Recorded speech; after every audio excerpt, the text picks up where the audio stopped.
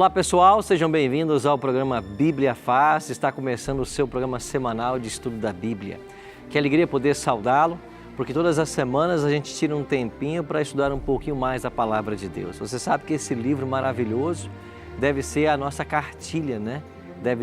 Deve ser o nosso guia, o nosso manual. Todos os dias devemos consultá-lo para nos orientar em todos os aspectos da vida. Mais que isso, Jesus disse que nesse livro nós encontramos a vida eterna.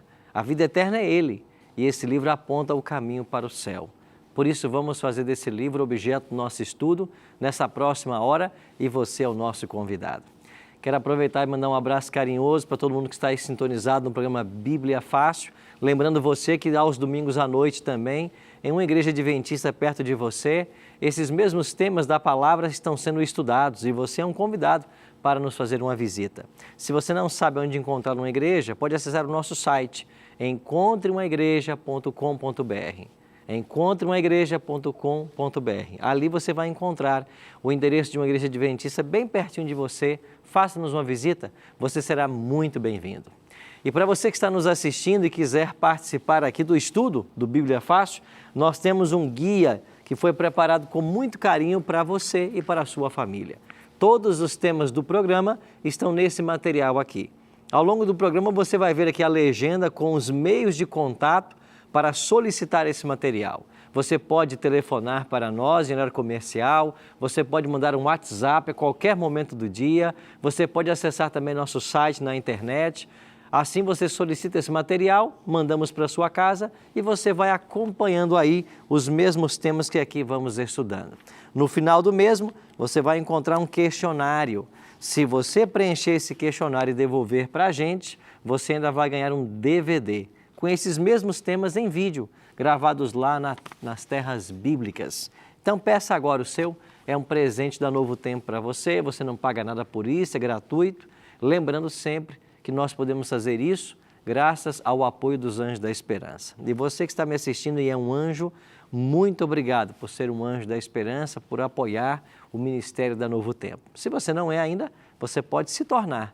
Basta ligar para nós no 0 Operadora 12 21 27 30 30 e fazer o seu cadastro. Ou então, acesse nossa página na internet anjosdaesperanca.com, sem o cedilha, né? anjosdaesperanca.com. E ali você faz um rápido cadastro e você se junta a esse ministério que procura levar a palavra de Deus àqueles que ainda não conhecem.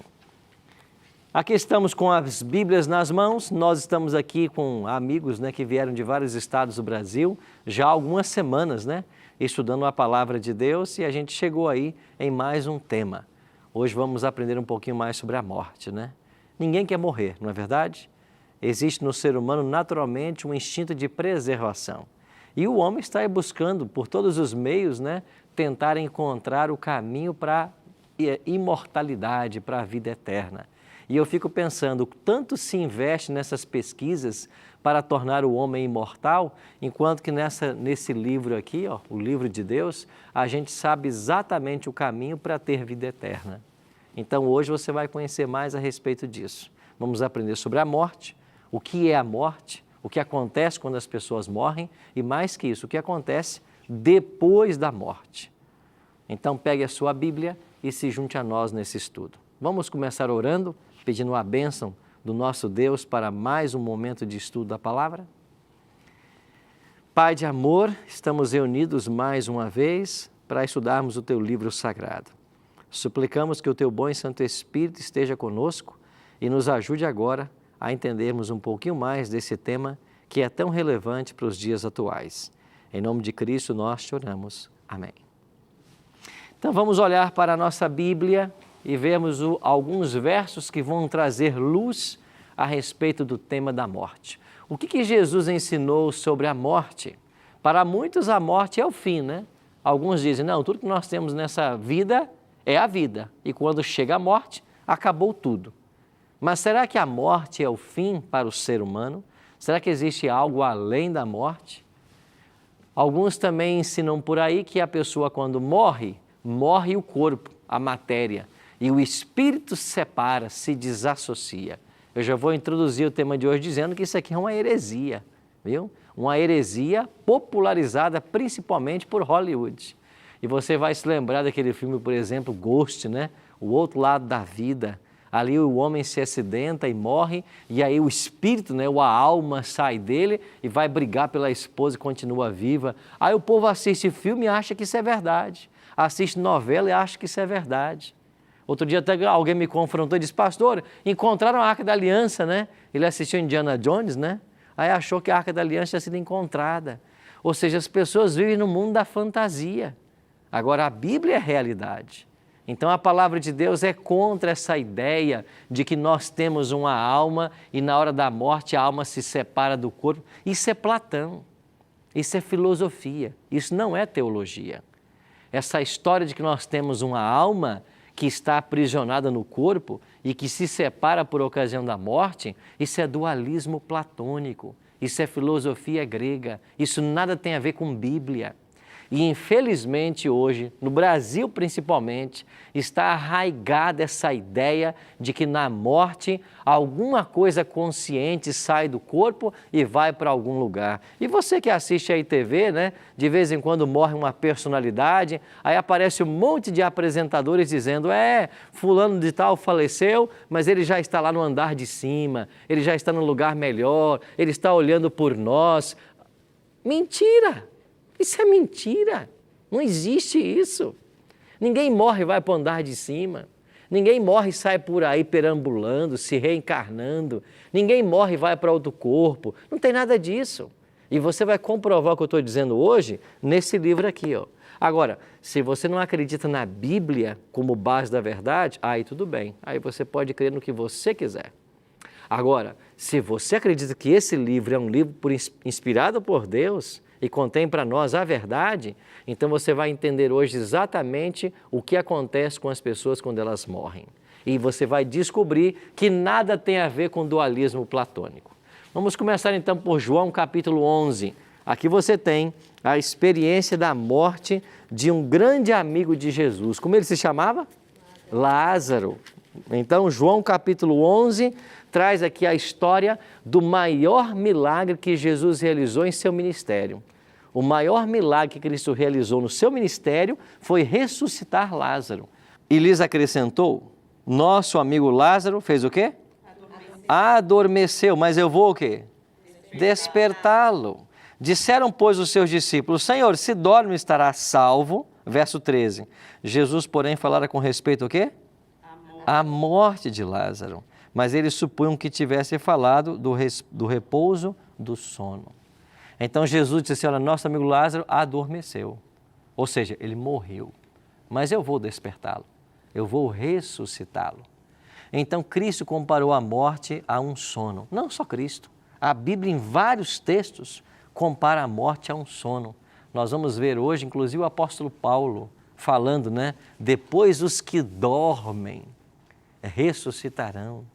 Então, tanto Cristo quanto Paulo, quanto os profetas entendiam que a morte é um sono.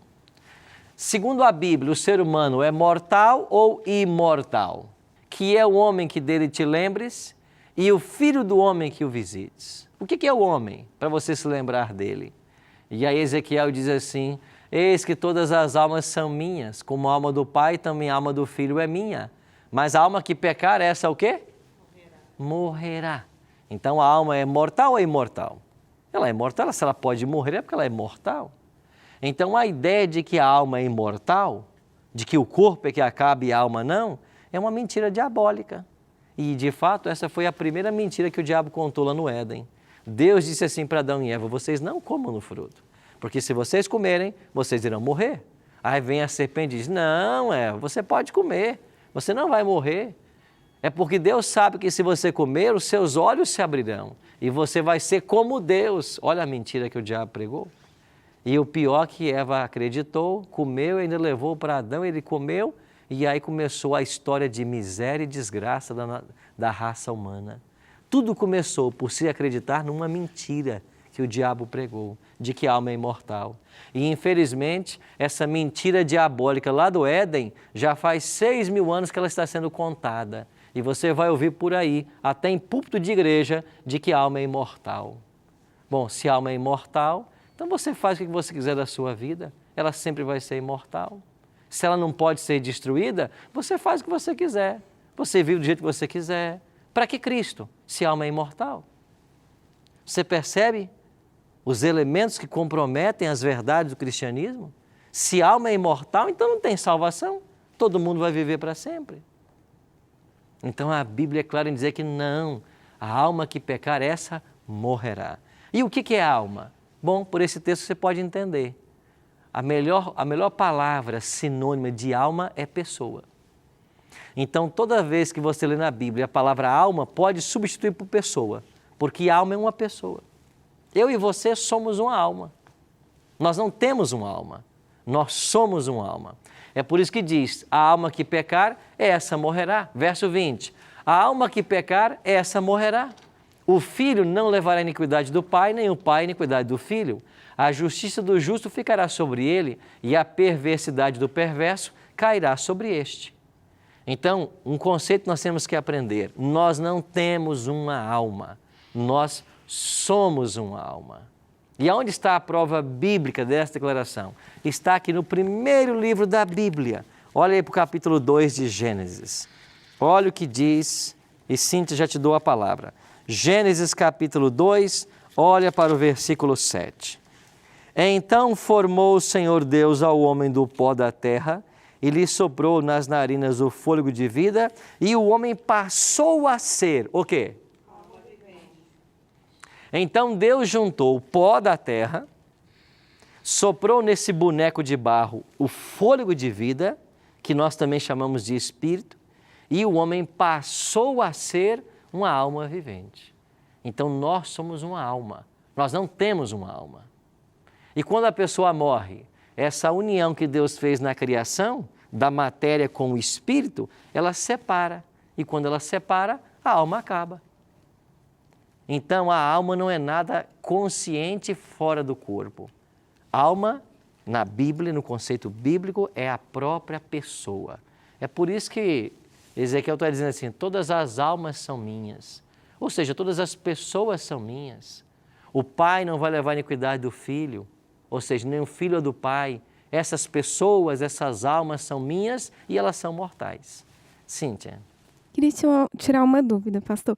Em 1 Tessalonicenses 5:23, diz assim, e o mesmo Deus de paz vos santifique em tudo, e todo o vosso espírito, alma e corpo.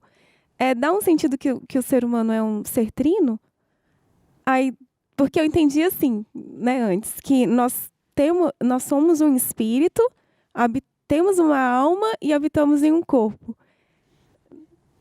E aí, como entender essa expressão de Paulo? Se Platão falava numa dicotomia, agora vem Paulo e parece que fala numa tricotomia, né? Corpo, alma e espírito. A ênfase de Paulo é que nós somos um ser indivisível, mas esse ser ele é composto por aspectos. Então, por exemplo, o nosso corpo, isso é o aspecto físico.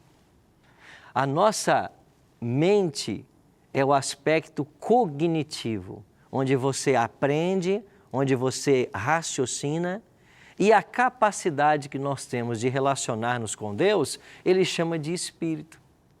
Ou seja, é uma pessoa de uma forma holística. Então, nós somos um ser holístico. E eu tenho o aspecto físico, que é o corpo, e eu dependo dele. Eu tenho o aspecto mental, e eu dependo dele. Eu tenho um aspecto espiritual e eu dependo dele. Então, com o meu corpo, eu me locomovo, com a minha mente, eu controlo o corpo, as emoções, os diálogos, e com o meu espírito, eu me relaciono com Deus. Agora, esses três não podem ser separados. Eles não existem separados. Você não tira o espírito de uma pessoa e ela continua viva. Você não tira o corpo e ela continua viva. Você não tira a mente e ela continua viva. Então, são três aspectos do ser humano, mas que são inseparáveis. Então, no dia da volta de Jesus, então, nós vamos voltar por completo. Claro, do jeito que você é hoje, só que agora transformada. Então, todos os defeitos que nós temos, quer sejam físicos ou mentais ou espirituais, eles desaparecerão. Só que vai ser você, nesse mesmo corpo e com essa mesma mente. É por isso que você vai saber que você está salva, que você é a Cíntia, que Esmeralda era sua mãe. Você vai saber que você esteve um dia no Bíblia Fácil. Claro que você vai saber. Você vai se dar a conhecer no céu e vai conhecer as pessoas que lá estiverem. Vai reconhecer sua mãe, vai reconhecer seus irmãos, todo mundo. Certo? Adilson. Me desculpe se eu escorregar um pouquinho do tema, mas é que o versículo 20 me chamou a atenção. O indivíduo que pecou, quando ele pecar, ele morreu, o pecado dele vai ser julgado depois. Não é hereditário o pecado, né? Não é. Porque existem denominações aí que pregam algumas coisas que eu acho meio fantasiosas. Você precisa vir fazer a campanha não sei das quantas, porque se você está passando por esse momento, talvez seja um pecado que você herdou dos seus pais, etc. Eu fico abismado com isso. Eu estou vendo esse versículo, eu lembrei, por isso a pergunta. Claro. Agora aqui é bom fazermos uma explicação.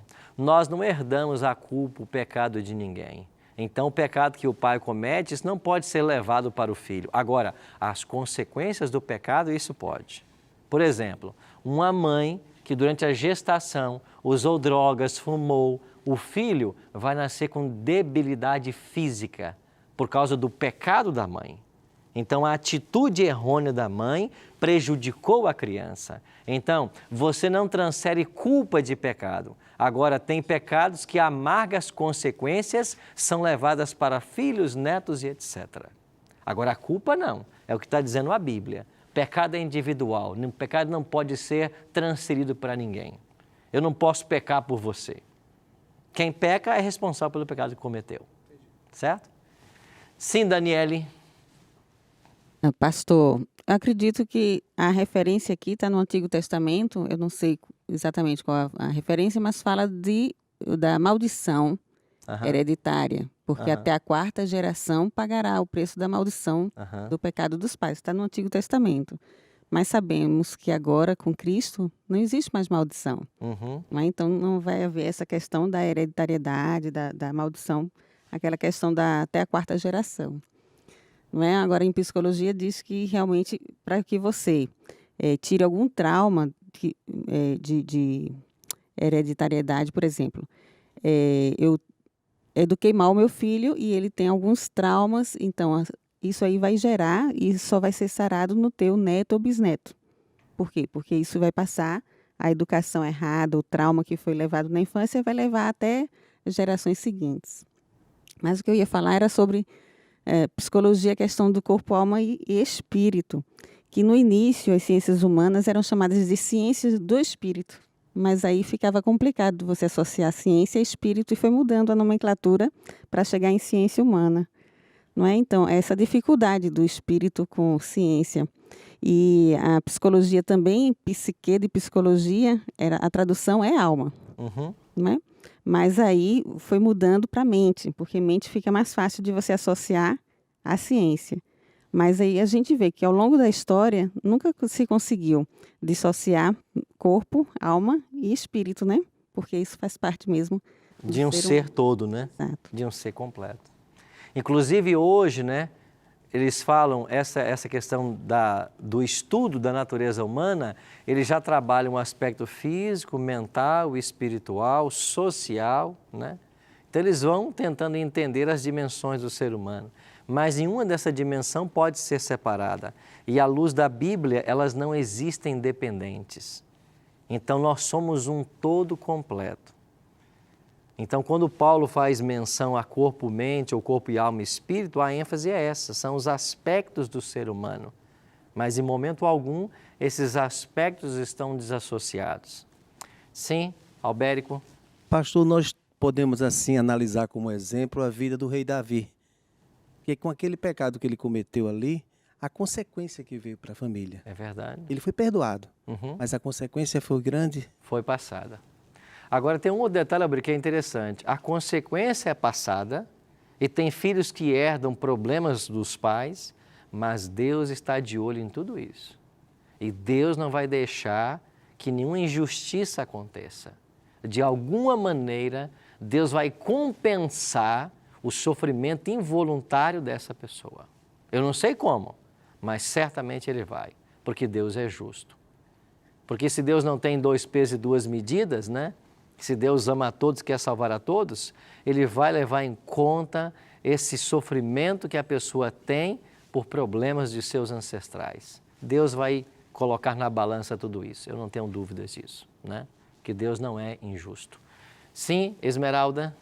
Então, pastor, só no meu entendimento, que a gente sempre vê e fala, né? Quando oramos, né? Se faz a referência de repreensão das maldições hereditárias.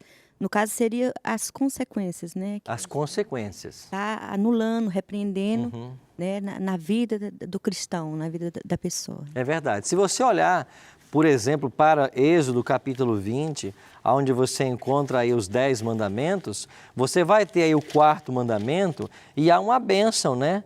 Para para o 5º mandamento. E olha o que diz o 5º mandamento. Versículo 12. Honra teu pai e tua mãe para que se prolonguem os dias na terra que o Senhor teu Deus te dá. Então, existem bênçãos que vão sendo passadas de geração em geração quando a gente obedece ao Senhor. Então, quem é fiel aos pais, quem respeita aos pais, tem seus dias prolongados, ou seja, a saúde é prometida através da obediência. O contrário é verdade. A desobediência traz a doença e a miséria. E isso vai sendo passado de geração em geração. Fernanda? Pastor, voltando a essa questão de corpo e alma, na Bíblia tem uma passagem que fala que quando a gente morre, o corpo volta ao pó e a alma volta para Cristo. Então, quando fala que a alma vai para Cristo, né, vai para o Pai, não está dizendo que o nosso fôlego de vida é a nossa alma que está voltando para o Senhor?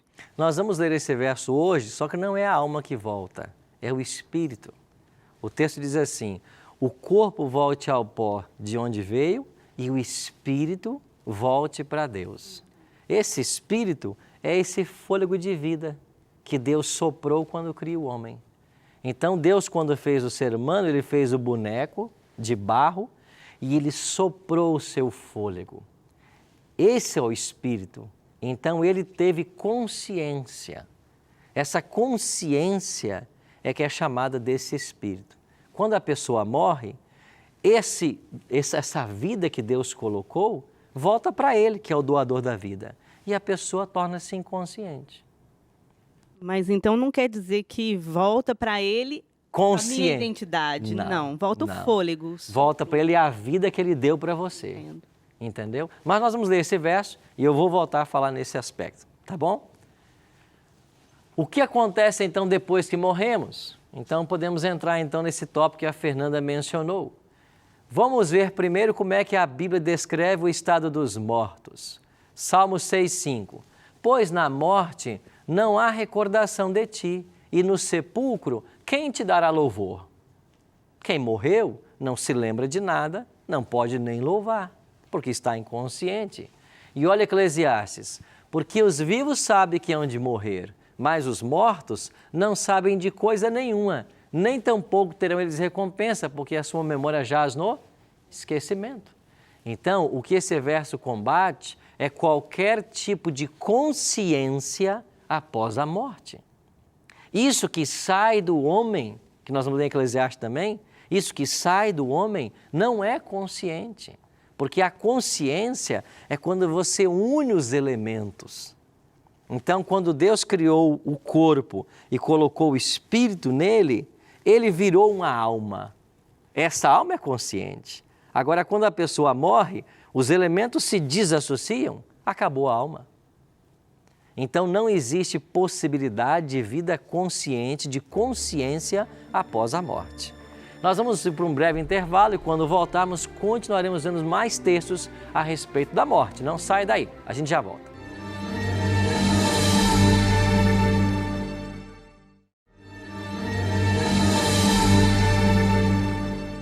Estamos de volta com o programa Bíblia Fácil, hoje aprendendo a respeito da morte. Vimos no primeiro bloco que Deus, ao criar o ser humano, Ele cria o boneco de barro sopra o fôlego de vida e ele se torna uma alma vivente. Então nós não temos uma alma, nós somos uma alma. E o que acontece quando a pessoa morre? Nós vimos que é um estado de inconsciência, porque quando você separa o fôlego de vida do boneco de barro, desse corpo, acabou a consciência.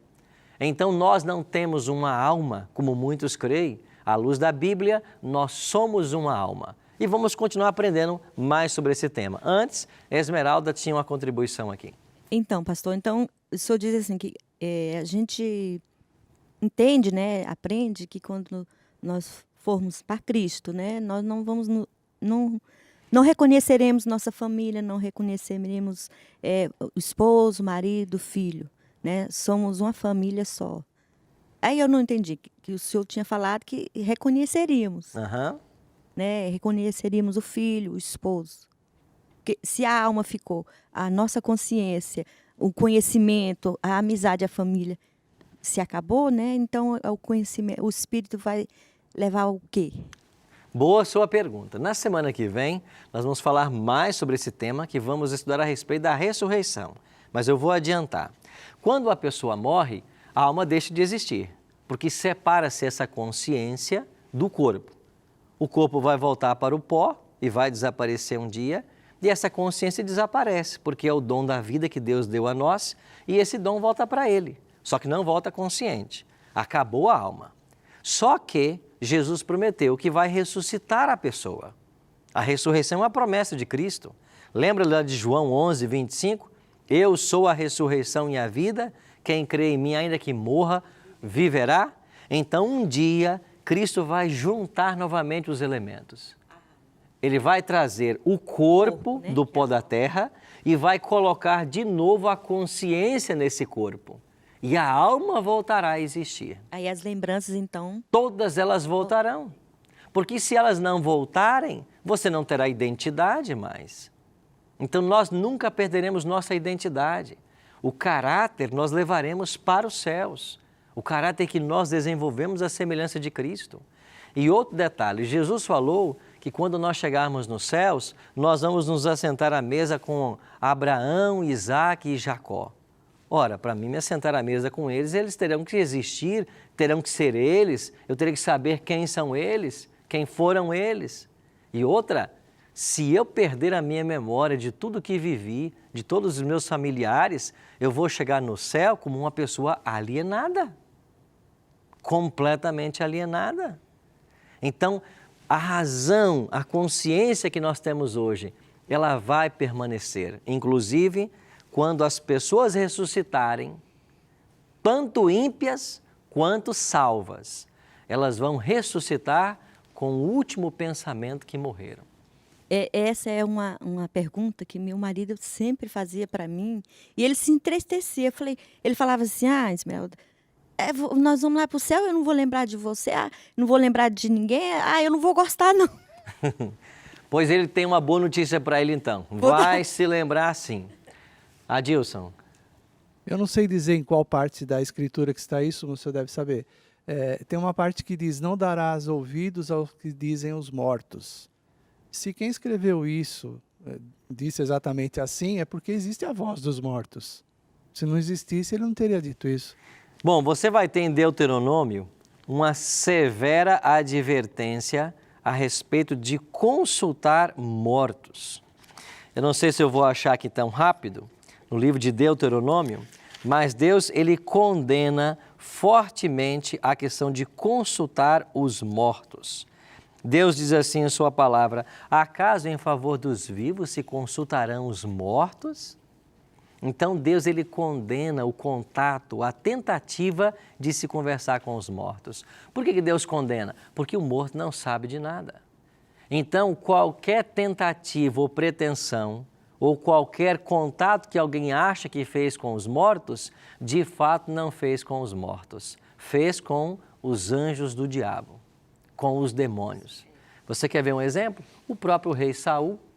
Está lembrado que o rei Saul foi consultar lá uma feiticeira lá em Endor, acho que foi, né? E lá ele conversou com o profeta Samuel, que já havia morrido. Certamente não era Samuel, porque o morto não volta para conversar, mas o próprio Satanás personificou o profeta para conversar com o rei Saul. Então Deus condena a tentativa de conversar com os mortos. Por quê? Porque morto não fala. Agora, o diabo passa-se por mortos, por gente que já morreu, para conversar, para trazer mensagem. Agora, tudo isso a Bíblia condena veementemente. Condena a necromancia, né? Esse contato com as pessoas que já morreram. Ok? Sim, Fernanda? Mas, pastor, essa passagem do rei Saul sempre me deixou um pouco assim preocupada, porque o diabo que falou com ele, né? O Satanás que falou com ele. Um espírito maligno, Um né? espírito maligno. Mas ele deu o resultado que realmente ia acontecer. Ele falou que ele perderia a guerra e que ele e o filho dele morreria, né? E então ele também sabe o futuro? Se ele dissesse alguma coisa, ele pode provocar a guerra e ele se envolve nisso. E ele, claro, tem um poder de ação, né? Tem uma esfera por onde ele age, até onde Deus permite que isso aconteça. Agora, a ação do diabo está limitada à permissão divina. Nada ele faz sem a permissão divina. Se ele levou a cabo isso que ele falou, por permissão divina também aconteceu. Agora, o certo é que com essa mensagem, ele iludiu completamente Saul. E talvez se tivesse apresentado uma outra mensagem, não teria convencido Saul de que de fato era o profeta que falava com ele. Então veja como o diabo é ardiloso, né? Esmeralda. Então, pastor, assim, no meu entender, quando teve aquela briga pelo corpo de Moisés, né? Seria assim, o inimigo podia usar a imagem dele e falar o contrário para o povo de Israel? Não, a briga na realidade não foi com o povo de Israel, foi com o próprio Deus. Então foi o próprio diabo com o anjo do Senhor pelo corpo de Moisés. Essa briga nem foi testemunhada pelo povo de Israel. Então foi uma briga que a Bíblia revela que aconteceu nos bastidores apenas do mundo espiritual, certo? Não tem nada a ver com o povo de Israel. E a questão toda é que Deus iria ressuscitar Moisés e o diabo não queria que isso acontecesse, reclamava o corpo como sendo dele, né? E é então onde o Senhor repreende o diabo porque ele ressuscitaria Moisés, como de fato ressuscitou, né? Que vai aparecer no Monte da Transfiguração, certo? Tinha um outro microfone aqui, tá, Tiesa. Pastor, então Satanás pode se transformar em qualquer coisa. Paulo diz, né, que ele se transforma em anjo de luz, tá lembrado? Ele se transforma num anjo de luz. Ele pode personificar os seus anjos, alguém que já morreu. Então, toda pessoa que já morreu e aparece de novo não é a pessoa, porque a Bíblia não ensina isso. Então, é um espírito do mal personificando. E por que é espírito do mal? Porque Deus não faz isso. Deus não transforma o seu anjo na imagem de alguém que já morreu. Essa pessoa não pode se comunicar com quem está vivo. Nós já lemos aqui alguns textos, né, falando dessa inconsciência, né? Vamos ver outros ainda. Adilson. Só para lembrar que Satanás conhece tão bem a Escritura que ele consegue. Claro, ele estuda constantemente. Nós já lemos esse verso aqui, né? Como que Deus formou o ser humano? Ele formou o homem do pó da terra e soprou nas suas narinas o fôlego de vida e o homem passou a ser uma alma vivente. Então nós não temos, nós somos. Agora, o que acontece quando a pessoa morre? Olha o que diz Gênesis 3,19. No suor do teu rosto comerá o teu pão. Aqui é a mensagem de Deus para Adão depois que ele pecou, né? Olha, no suor do teu rosto você comerá o teu pão até que tornes a terra, pois dela foste formado, porque tu és pó e ao pó tornarás.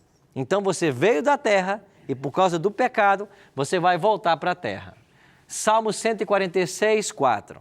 Sai-lhes o espírito e eles tornam ao pó. Nesse mesmo dia perecem todos os seus desígnios. Que espírito é esse que sai do homem? É o fôlego de vida que ele colocou no homem. Então a morte é o processo inverso da vida. Então, quando a pessoa morre, sai o espírito dele, que é o fôlego de vida. Isso não é algo consciente. Isso volta para Deus e o corpo volta para o pó. E o que diz o texto? perecem todos os seus desígnios, ou seja, não há consciência, nem por parte do corpo, nem por parte do espírito, acabou a consciência, porque acabou a conexão. Um outro texto, esse aqui é o mais especial. E o pó volte à terra como era, e o espírito volta para onde? Para Deus que o deu. Agora, que espírito é esse? É o fôlego de vida que Deus colocou, que Deus soprou, que trouxe consciência para o homem. Então, pastor, eu entendi. Mas é que, por exemplo, a gente aprende, né? Eu cresci na igreja católica e até na igreja que eu frequento hoje, que volta para o pó, esse corpo matéria. E esse espírito que volta para Deus é a minha identidade, que ele vai trazer de volta na ressurreição, quando vai unir novamente o pó com esse espírito, né? Certo. Então, assim, eu acreditava até então que eu iria para o pó, essa matéria física, e que a minha identidade, o meu espírito voltaria para Deus. E esse espírito é algo consciente? Sim, né? É isso que... O que é esse espírito? No caso, seria o que eu, né? Não, mas você é o corpo, né? Você é a matéria. A matéria voltou para a Terra. Mas a matéria não é sozinha. A matéria só é viva quando tem a união dos dois. Exatamente. E agora que separou? Aí vai esse espírito... E esse espírito é consciente? Então, seria uma alma, né? Pois é. Seria uma alma... Mas você vê, então, como que o ensino é frágil? Entendo. O que vai para Deus? Consciente. O que vai consciente? O que é o espírito? Ele não é matéria. A matéria é o corpo. Então, veja, não existe nada consciente no homem após a morte. Então, como nós lemos, o homem tornou-se alma vivente, nós não temos uma alma, nós somos uma alma. Então, o que é uma alma? É uma pessoa. É o melhor sinônimo. Tanto é que na Bíblia, a palavra alma e pessoa é usada de forma intercalada. Alma e pessoa é usada de forma intercalada. Quando fala da família de Jacó indo para o Egito, diz lá, eu não sei se eram 700 pessoas, lá diz assim, 700 almas foram com Jacó para o Egito. 700 pessoas. Então, alma e pessoa é usado intercalado na Bíblia. Então, eu sou uma alma. Agora, quando eu morro, esse espírito, que é a consciência que eu tenho, isso volta para Deus, mas deixa de ser consciente, porque ela só funciona, essa consciência, ligada com o corpo. Mas houve a separação na morte. É o que Eclesiastes está dizendo. Quando a pessoa morre, a matéria volta para o pó de onde veio e o espírito volta para Deus que o deu. Mas nós acabamos de ler no salmista que perece todos os seus desígnios. Nós lemos em Eclesiastes que os vivos sabem que hão de morrer, mas os mortos não sabem de coisa nenhuma. Então, esse ensino que você aprendeu, ele é muito comum. Infelizmente, ele não tem base bíblica. O que vai voltar para Deus consciente? E vai voltar consciente o quê? Um ar? Um ser espiritual? Bom, aí nós já estamos indo para o campo do espiritualismo. Então a palavra de Deus condena isso. É por isso que Jesus ressuscita Lázaro depois de 4 dias. E onde estava Lázaro? Estava morto. Estava consciente? Não. Por quê? Porque a consciência dele, que a Bíblia chama de espírito, não estava no corpo. Estava onde? Passeando por aí? Não. É a capacidade de Deus de dar a vida. Isso volta para Deus. Mas é algo consciente que volta para ele? Não. É a capacidade da vida.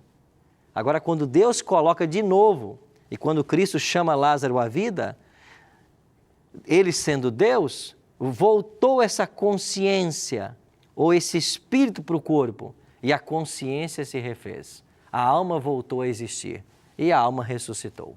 Lázaro saiu da sepultura. Então, a gente não pode confundir. Tem um outro texto que poderá nos ajudar mais ainda, mas esse de Eclesiastes é chave. Por que é que nós podemos confiar na ressurreição? É porque um dia Jesus venceu a morte.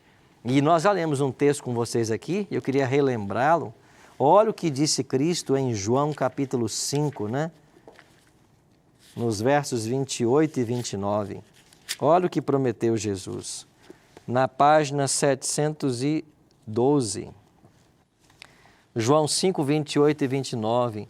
Não vos maravilheis disto, porque vem a hora em que todos os que se acham nos túmulos ouvirão a sua voz e o quê? Sairão. Os que tiverem feito bem para a ressurreição da vida, e os que tiverem praticado o mal para a ressurreição do todos ressuscitarão, salvos e perdidos. Toda pessoa que morrer, ela vai ressuscitar. Quem se preparou, quem aceitou a Cristo, quem viveu os ensinos da palavra, ele ressuscita para ter vida eterna. Quem não aceitou a Cristo e não se preparou, ele se ressuscita para entender o porquê da sua perdição e para ser morto no fogo. Agora é a segunda morte, é a morte eterna. Então a Bíblia fala de duas mortes, e a segunda morte é a morte eterna. Então todo mundo que morrer, um dia vai ressuscitar. Por isso Cristo venceu a morte para trazer os mortos à vida.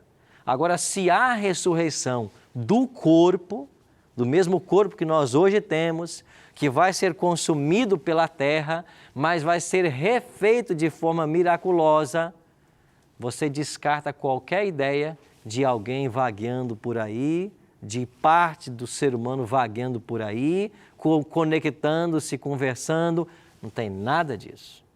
A Bíblia é clara em dizer, é por isso que a analogia que a Bíblia usa é um sono, é um estado de inconsciência. Então, a Bíblia não autoriza, não ensina que a pessoa quando morre tem nada de consciente. Ela dormiu e ela vai acordar no dia da ressurreição. Esmeralda. Então, pastor, tem uma passagem que no momento eu não estou lembrada, que fala que o rico morreu, né? E desceu no inferno. Uhum. E ele pedia para aquele pobre, né? Passasse. É a parábola do rico e Lázaro, né? Passasse ali a mão, né? Nos lábios dele com água. Eu não sei se é o espiritismo que entra nisso, né? Na outras vidas, né? Mas se o senhor está falando assim, nesse exemplo, o senhor está falando que a gente só vai ou para o céu ou para o inferno, na ressurreição, na volta de Cristo. Nesse exemplo, o senhor podia explicar? Claro, Jesus contou essa parábola do rico e Lázaro para ilustrar uma verdade. Toda a parábola de Cristo, ela busca ilustrar alguma verdade. Agora, a parábola ali, ela não é real. Ela é uma metáfora, é uma história que está sendo contada. E Jesus conta a respeito do rico e Lázaro. Lázaro era um mendigo que vivia à porta de Lázaro, a porta do homem rico, né? E esse homem rico tinha de tudo, mas Lázaro não tinha nada. Lázaro vivia das migalhas que davam para ele. Acontece que eles morreram e Jesus disse que Lázaro foi salvo e o rico se perdeu. Agora, Lázaro estava no seio de Abraão e o rico estava lá no inferno, em chamas, nos tormentos. Aí agora os dois começam a conversar. E aí, então o rico diz assim para Lázaro, olha, vem aqui e molha a minha boca com o dedo de água e molha a minha boca para aliviar o meu sofrimento. E Jesus conta essa história. O que Jesus queria ilustrar com isso? Que aquele rico representava a nação judaica, que o Lázaro representava os gentios e os judeus que tinham o evangelho, que deveriam estar partilhando com os gentios, inclusive, haviam tomado conta dessa verdade e achavam que só eles deveriam ser salvos. Menosprezavam os outros povos, inclusive os próprios gentios. Então Jesus contou essa história para inverter as coisas e dizer que eles que tinham os privilégios acabaram se perdendo ou acabariam se perdendo e os gentios que eram os desprezados acabariam se salvando. Então Jesus quis dar essa lição para o povo judeu. Agora, se você pegar a parábola como sendo literal, então você tem que crer agora que o céu e o inferno fazem divisa. Que quem está no céu enxerga quem está no inferno e vice-versa. Você vai ter que crer de que uma pessoa que está lá nos tormentos da chama, se a gente molhar a boca dela com água, vai aliviar o sofrimento dela.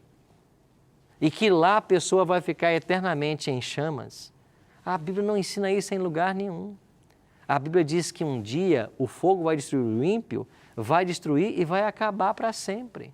Não vai ficar queimando eternamente. E a gente aprende errado, né? Claro. É sofrimento, porque fala, né? Sofrimento, tormento, e fogo, enxofre, então dá-se o entendimento que é um sofrimento eterno. Claro. E nesse sofrimento eterno, nessa, tipo assim, nessa pressão, né? Muitas vezes a pessoa aceita Cristo pelo medo. É a teologia do medo, Do né? medo. Você quer oprimir Vai a pro pessoa. inferno, vai queimar e sofrer eterna. É verdade que os ímpios vão queimar, mas eles vão queimar enquanto houver matéria. Queimou o corpo, acabou a matéria, o fogo se extingue. Até porque os ímpios vão ser queimados nessa própria terra e essa terra vai ser renovada. Então, se aqui voltará a ser como era no Jardim do Éden, onde é que vai ter um fogo ardendo por aí com o ímpio queimando? Não existe isso. Então, a Bíblia não apoia a ideia de um fogo eterno, onde os ímpios arderão eternamente. A Bíblia não apoia. Agora, você vai encontrar na Bíblia várias vezes a expressão fogo eterno. E por que chama fogo eterno? Ele não é eterno na duração, ele é eterno nas consequências. E você quer ver uma prova disso? Veja lá em Judas, onde é dito que Sodoma e Gomorra foram destruídas pelo fogo eterno. Cadê o fogo de Sodoma e Gomorra? Está queimando até hoje? Mas a Bíblia diz que o fogo que as destruiu foi o fogo eterno. Obrigada. Albérico.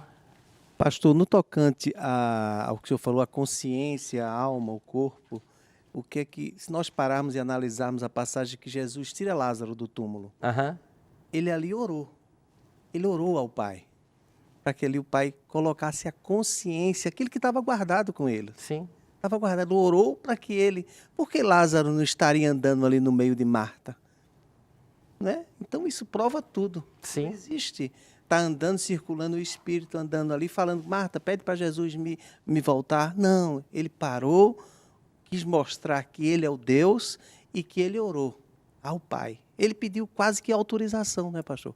Ele ali pediu autorização no túmulo. Porque tudo lá que Jesus fez foi pelo pedido ao Pai, né? Pediu ao Pai para que Lázaro voltasse. Então ali prova tira todas essas dúvidas nossas. Claro. Tocante a Espírito andando, pedindo, falando. Não existe isso. É verdade. E infelizmente hoje isso está por aí de uma forma totalmente popularizada. É por isso que o convite para mim e para você hoje é: compreendo ser a morte apenas um sono, e que os mortos não sabem de coisa alguma, nem podem se relacionar com os vivos. Acredito também que Deus tem solução para todos os problemas, inclusive a morte. E Deus tem a solução, é a ressurreição. Então, amigos, hoje esse tema ele é controvertido e muita gente está ensinando por aí muita coisa.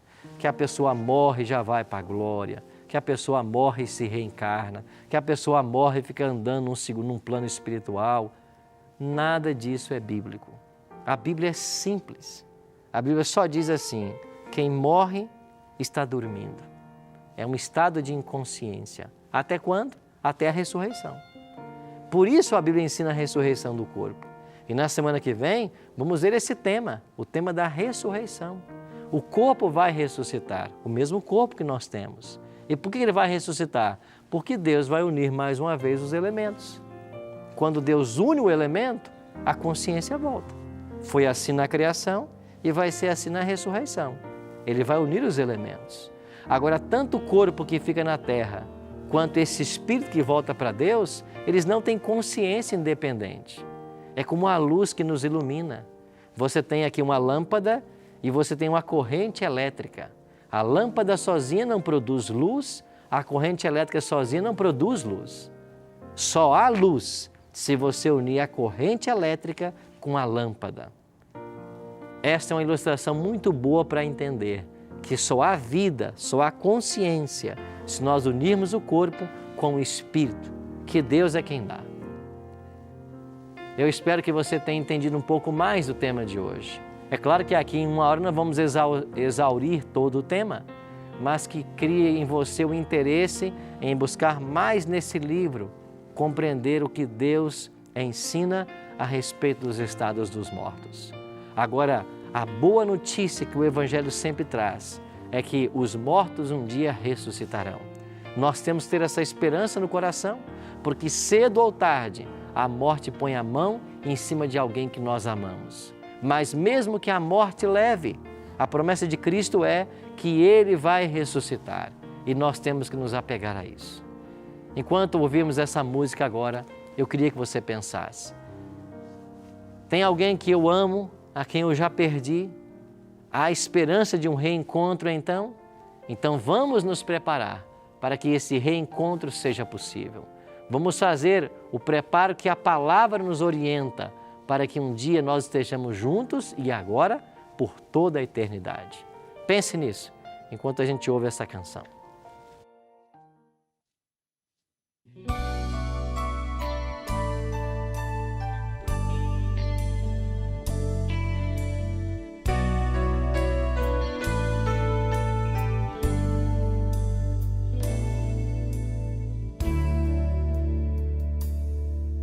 Tanto tempo tenho ouvido a promessa de que virás para resgatar os filhos teus. Nem sempre é fácil, mesmo assim eu tenho crido que o mundo irá passar e eterno só é Deus. Eu posso ver ao meu redor que o mal insiste em tomar meu coração, mas tua mão me faz melhor para merecer o instante em que direi então: Senhor Jesus, estou aqui. O dia enfim chegou, vamos subir. Eu sempre quis olhar teu rosto como agora. Me leva para o céu, vamos subir.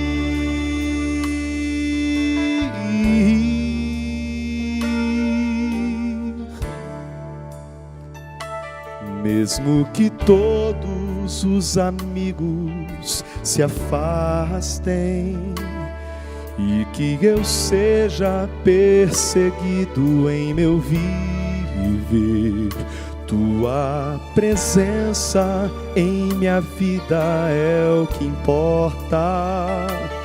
Tenho certeza de que não vou perecer. Eu posso ver ao meu redor que o mal insiste em tomar meu coração, mas tua mão me faz melhor para merecer o instante em que direi então: Senhor Jesus, estou aqui. O dia enfim chegou, vamos subir. Eu sempre quis olhar teu rosto como agora. Me leva para o céu, vamos subir. Já posso ver o lar que me espera. Já posso contemplar o seu olhar.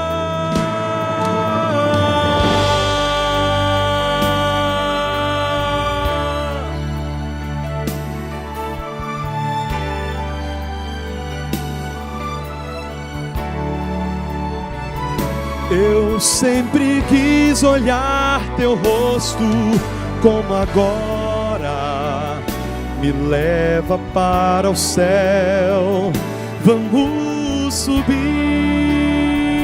Senhor Jesus, estou aqui. O dia enfim chegou, vamos subir. Eu sempre quis olhar teu rosto como agora. Me leva para o céu, vamos subir.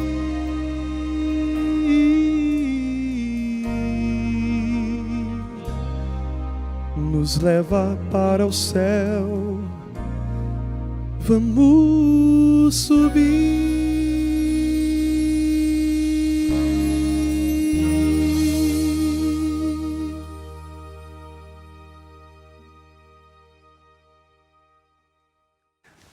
Obrigado, pastor Jairo. Essa é a esperança que temos em nosso coração.